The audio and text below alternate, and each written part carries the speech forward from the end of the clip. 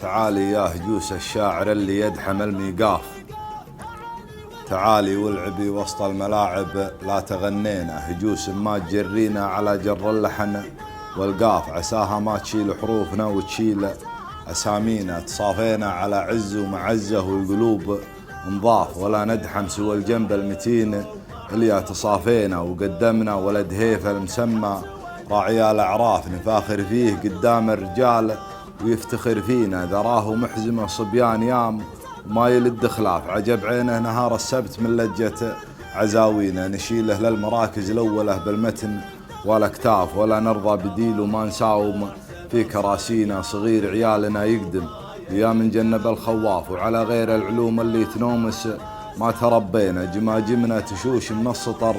ما تعرف المنكاف، ليا من حول أولنا يبيض وجه تالينا، نجيهم وانتداحا من وراء المطلع والأطراف، مثل هداتنا ليلة العينة يوم هدينا، على شانك يا ابو هيفا القصايد دمها نزاف، وعلى شان البرغش عزوة الجدان تدعينا، لجل عبد الله البرغش نشرفها على المشراف، نداعي بالحقوق وما نجنب عن دعاوينا، وإذا ما تمت الدعوة وضاع الحق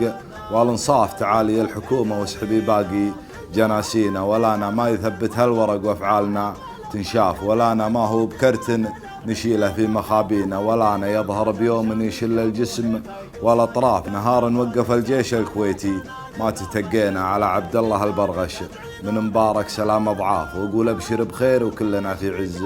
والينا، تصدى يا مبارك للعبث والظلم والاجحاف، هقاوينا كبيره وانت ما تخلف هقاوينا.